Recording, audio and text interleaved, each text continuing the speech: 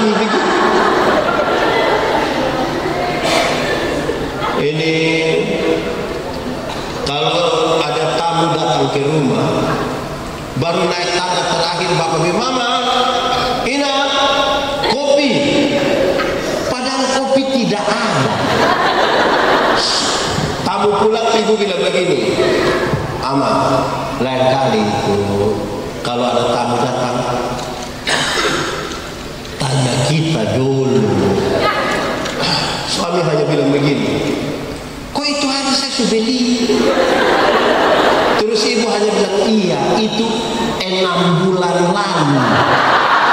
Karena bapak beli satu kali, dia kira dia sudah beli seumur hidup. Bukan karena dia sekikir. Polanya, pola tunggal.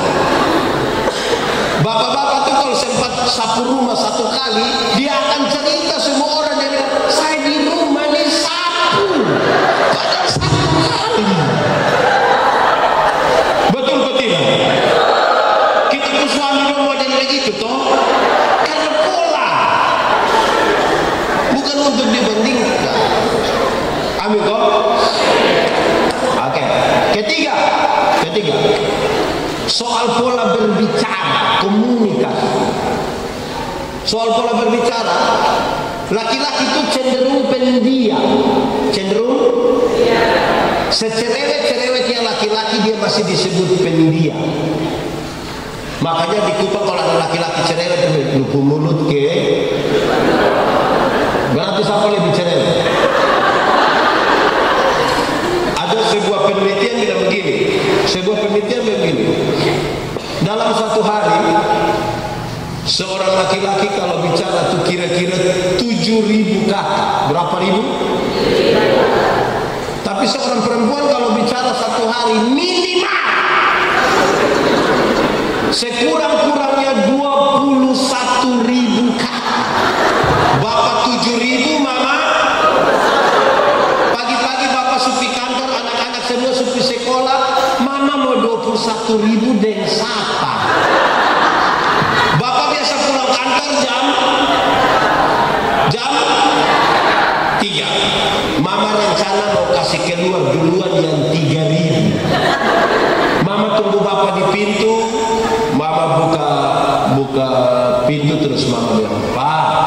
Bapak bilang, hah? Di kantor tadi baik. Jo bapak bilang, lu kepala kantor. Itu kalau pola kita yang begitu, aduh.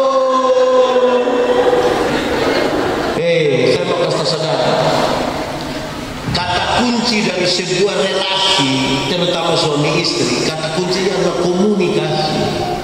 Menara Babel itu tidak selesai dibangun bukan karena kurang uang, bukan karena kurang tenaga kerja, bukan karena kurang material. Terputusnya komunikasi di antara mereka. Tempat terbaik komunikasi itu di meja makan. Duduk makan sama-sama, terus bapak tanya mama, Beina, yuk, kenapa ini sayur garam semua? Terus Ina bilang, mama minta maaf saya. Waktu tumis ini sayur, mama terlalu ingat bapak. Jadi mama pikir bapak garam ini yang mama ambil fotonya. Jadi yang penting komunikasi. Di meja makan itu papa tanya anak, laki-laki, di sekolah dapat berapa? Bapak, saya dapat 10 tadi. Lu macam lu pun bapak. Bapak sekali, bapak dulu pintar begitu. Tanya yang perempuan, di sekolah dapat berapa? Aduh bapak, matematika susah, jadi kakak dapat 3 tadi. Aduh, lu macam kalau mama mungkin uang.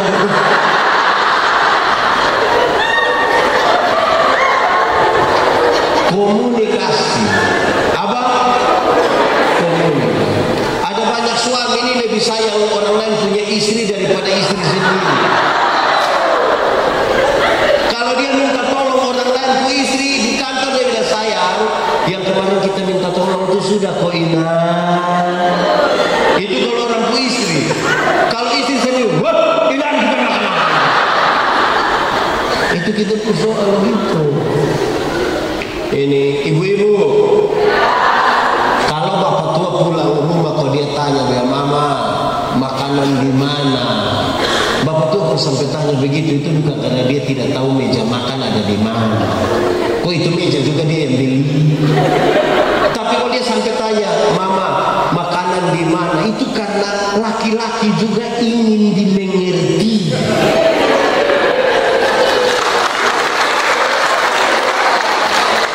Ini kita tanya, mama makanan di mana? Ada di sini, bagus makan.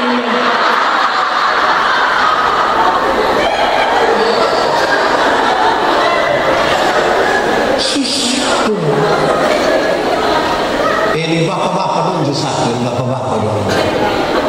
Ini bapak-bapak dong, ini kadang-kadang saya berkhotbah tentang unsur dari buah roh. Salah satu unsurnya adalah kelemah lembutan.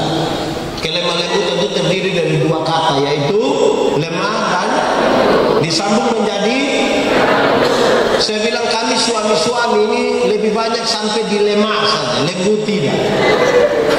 Kalau sudah lemah baru mengerti kelembutan. Jadi kalau dia sakit sudah mau mati itu dia pun lembut tidak ada dua. Itu dia akan lihat dia istri dia bilang, mama, Tuhan Yesus, Tuhan saya maaf. Itu kalau ada lemah, ada lemah. Tapi kalau dia ada kuat-kuat, kalau dia minum-minum sopi, istri bilang, papa, setua tolong ingat umur, tolong dia bilang, mati. Di sini ada suami yang begitu. Siapa pun suami, jujur-jujur. Jadi saudara-saudara ada komunikasi itu. Ini tempat wisata di sini di mana, Om? Ya, kita janji di Ibu Ina tanggal 30 kita ke Walakiri.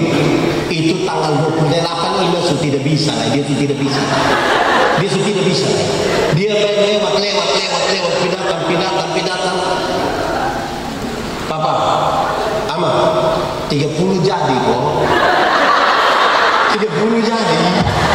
Nah, karena Bapak tadi pola tunggal kok bukan detail, sambil baca Quran sambil main HP, Bapak bilang, iya, jadi ibu-ibu tidak suka begitu.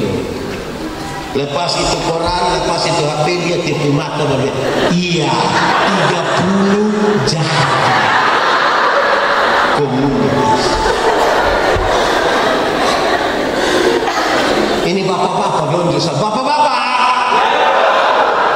mama supi salon kok bikin rambut agak merah-merah. Dia justru beli itu celana yang ketat begini.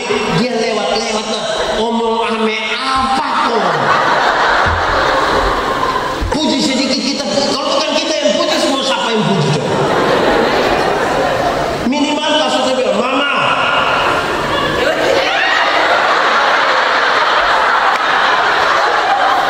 Macam mahasiswa aja. Terus mama tuh bilang, kalau sama dia mahasiswa apa? Mahasiswa DO. Tapi bicaralah. Ini suami dong, ini pernah puji istri kok tidak? Kalau kita tidak puji kita punya istri, dia akan foto dia punya muka, dia muat di media sosial. Hanya menunggu untuk bilang glowing.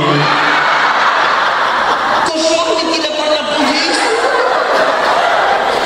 Nanti orang lain yang puji dia tersinggung. Gombal-gombal sedikit juga boleh lah. Mama, Ina bikin teh dong saya. Pas dia siap teh habis, Pak, manis pas kok itu teh. Mama, itu teh mau manis atau tidak lebih indah dari mama pun senyum. Itu tipu mah enak di sini.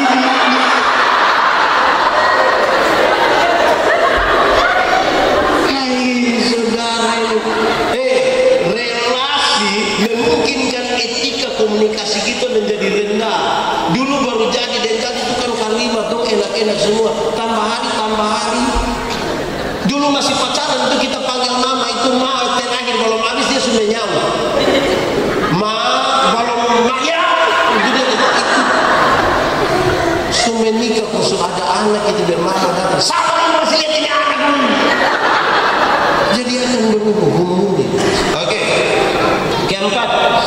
Keempat, soal pola mengingat. Pola apa? Pola mengingat. Laki-laki itu cenderung cepat lupa. Bapak-bapak itu cenderung cepat lupa.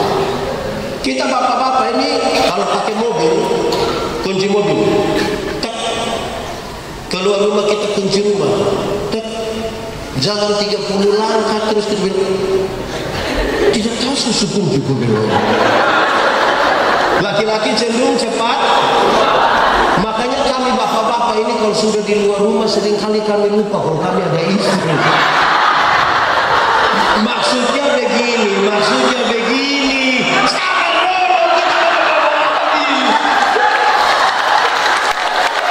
Maksudnya kadang-kadang kita cerita dengan kawan lupa kalau ada janji dengan mama.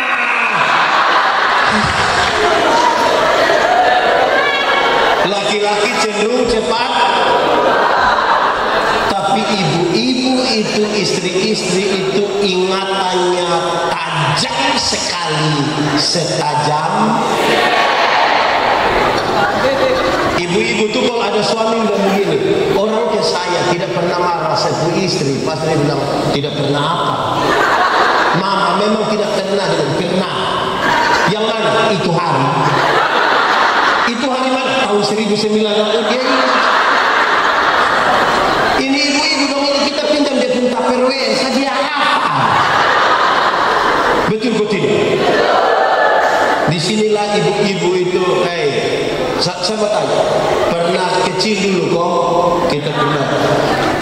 Ada kok tidak yang pernah periksa dia punya papa mama punya pakaian keluar atau pakaian dinas? Ada kok? Yang paling banyak dapat uang di papa punya pakaian atau mama punya? Bapak pasti lupa 5.000, 10.000, pasti lupa. Jangan coba-coba periksa mama punya. Itu pekerjaan sia-sia. Dalam hal inilah mama seturut dengan Alkitab. Di mana hartamu berada, di situ juga. Itu pola 4. Kalau kita gagal kelola, kita tidak bahagia. Kita tidak bahagia. Kita sepertinya marah apa, cemburu apa, kurang apa, gitu. Pada baik. Kalau mereka ini suami dong juga kadang-kadang. Coba kalau di meja makan atas tengah itu HP kok. Ini pegang terus, tiba-tiba ada telepon masuk, dia sengaja keluar baru bilang.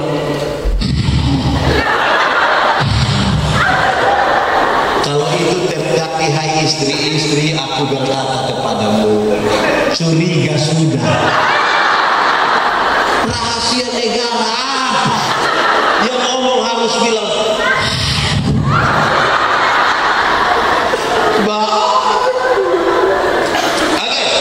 Bagian yang ketiga, saya akan berbicara tentang kebutuhan mendasar. Tentang apa?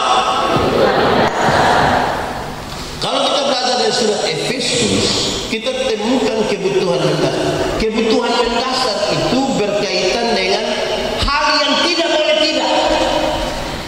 Kebutuhan pokok. Kebutuhan pokok dari laki-laki apa? Kebutuhan pokok dari perempuan apa? Itu kebutuhan pokok kalau hilang, kita susah. Misalnya kalau makanan, kebutuhan pokok bagi manusia itu apa? Makanan, pakaian, dan kita sumakan ini hari. Besok makan atau tidak? Lusa, tahun depan, 5 tahun depan, atau siapa di antara kita yang bilang, Pak Pendeta, saya mulai besok saya tidak makan. Kenapa? Seumur 50 ini kita semakan dari kecil.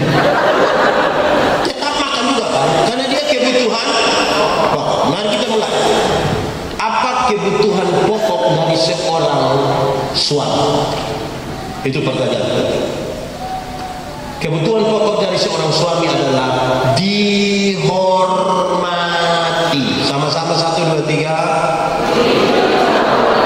Hai istri-istri, kepada suami. Istri harus ajar semua anak-anak, harus ajar semua orang yang tinggal dalam rumah, tolong hargai dan hormati bapak sebagai kepala rumah. Mama punya pendapatan gaji lebih besar dari bapak, mama tetap harus hormat. Di militer, istri punya pangkat lebih tinggi dari suami, tolong tetap sampai rumah suami tetap. Dia kehilangan kehormatan di rumah, dia cari di tempat lain. Mama tidak sanggup untuk memberi penghormatan lewat kata-kata. Lebih bagus dia kalau ada uang dia pergi ke restoran. Kok dia sampai di restoran itu mbak bilang, selamat siang, kenapa datang terlambat? Kebutuhan mendasar dari laki-laki apa? Jangan marah kita punya suami di depan anak-anak. Dia salah bagaimanapun, jangan marah dia di muka, dia pun teman dong. Tunggu sampai rumah. Karena dia kalau kehormat, dulu masih pacaran, laki-laki dia punya, laki-laki punya ada 3, tapi itu nona berani kas putus dia sangat sedih, bukan karena apa-apa, dia merasa kehilangan kehormatan, dia mau kepingin kembali jadi dari itu nona supaya dia yang kas putus, jangan itu nona yang kas putus dia. Kedua, kebutuhan pokok dari seorang istri adalah dikasihi. Sama-sama. Hai suami-suami, kasihilah istri. Ibu-ibu punya tangan itu butuh galang emas, butuh ini, butuh rantai, butuh tas besar. Jangan ganti kasih dengan barang emas. Itu nanti dong sampai ibu-ibu di Indosiar yang suara hati istri. Kasih penghormatan tidak tergantikan dengan materi. Supaya biasanya kalau kasih dan penghormatan sudah tidak ada, itu yang kita pusing dalam rumah. Kita pusing sekali dalam rumah. Kasih sudah. Kita kasih nikah banyak orang, saya kasih nikah banyak orang. Kenapa lu mau nikah dengan dia? Tidak ada laki-laki lain lagi. Ini sebab. Lu suka dia apa? Dia hati. Hati sama, badan tidak, badan juga. Suka dari mana? Dari ujung kaki sampai ujung kepala. Oke. Kalau lu suka dia dari ujung kaki sampai ujung kepala ini, di dalam dia pun perut ada tanah. Betul putih, siapa di sini yang tidak ada? Di dalam dia pun hidung ada, atau kita di sini bersih-bersih saja. Nah, kalau tanpa penghormatan dan kasih kita tidak. Dulu ada pepatah lama bilang, kalau cinta sudah melekat, tai kambing rasa, tapi penghormatan dan kasih sudah tidak ada, itu coklat rasa tai kambing. Dia terputar. Ini dua hal, kasih dan penghormatan, tambah lagi dengan pengelolaan 4 pola, tambah dengan catatan tentang bahagia yang bisa membuat orang mencintai Tuhan di zaman nanti. Sebentar secara khusus kita bicara tentang zaman yang berubah. Nah itu mesti dapat. Saya tidak siapkan di punya materi, saudara catat sendiri atau yang lu tulis silakan catat. Tapi itu hal-hal yang ringan, yang gampang. Yang 4, pertama bahagia, saudara harus periksa dalam rumah 4 hal itu ada atau tidak, takut Tuhan ada atau tidak di sana, makan dari jerih payah tangan sendiri, istri sebagai pohon anggur yang subur, anak-anak seperti tunas pohon zaitun. Pola-pola yang keempat, berpikir, bekerja, berbicara, mengingat, dan yang kedua paling terakhir adalah apa? Kebutuhan mendasar dari seorang suami, kebutuhan mendasar dari seorang istri. Saya kira ini catatan pengantar kita. Catatan pengantar kita, yuk kurang lebih 30 menit, sudah lebih mau 40. Sudah saya sampaikan, nanti selanjutnya kita berkomunikasi ringan-ringan saja ya. Kita tanya, saya langsung kasih respon supaya kita bisa. Terima kasih, saya kembalikan. Alhamdulillah. Baik Bapak Ibu sekalian, kita beri aplaus pada Bapak Pendeta. Luar luar biasa materi yang diberikan hari ini. 3 poin, tetapi pikir saya 3 poin ini merupakan bagian dari hal yang kita jalani setiap hari dalam kehidupan kita sebagai keluarga, sebagai rumah tangga, sebagai suami istri dalam hidup bersama-sama dengan anak-anak dan semua orang yang ada di sekitar kita. Terima kasih Pak Pendeta atas catatan-catatan yang diberikan tadi. Pikir saya Bapak Ibu dan saudara-saudari, kita semua kebanyakan yang hadir ini sudah menjalani kehidupan perkawinan ya seperti dikatakan Pendeta tadi, 0 sampai 25 tahun usia perkawinan. Dan tentu dalam perjalanan usia perkawinan yang 0 sampai 25 tahun ini ada banyak pengalaman hidup yang mungkin dipatutkan dengan catatan-catatan yang disampaikan oleh Pak Pendeta tadi. Dari pengalaman-pengalaman itu ada hal juga yang pertama mungkin bisa kita share pada kesempatan seminar malam hari ini. Yang kedua, kalau kita tidak share mungkin ada hal-hal yang ingin kita dalami dari apa yang disampaikan oleh Pak Pendeta tadi. Kita punya waktu untuk mau diskusi. Sekali lagi, diskusi yang kita bangun ini karena Pak Pendeta sudah memanfaatkan waktu sesuai dengan apa yang diharapkan tadi, 45 menit waktu Pak Pendeta yang dimanfaatkan untuk menyampaikan 3 poin tadi. Jadi kita punya waktu 1 jam. Kita punya waktu 1 jam untuk berdiskusi, bertanya boleh, sharing boleh, atau apapun. Silakan.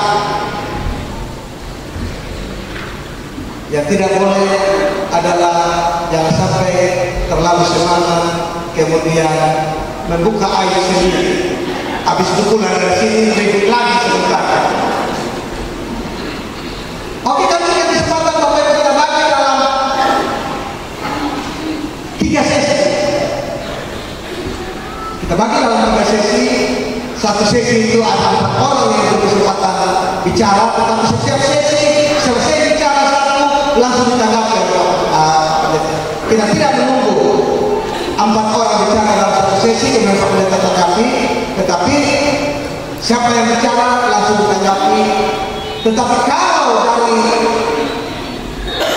sesi pertama saja sudah tidak sampai 4 orang, maka kita batasi supaya yang Pak Pendeta bilang tadi jangan sampai karena mau supaya 3 sesi baru kita cari-cari hak saja.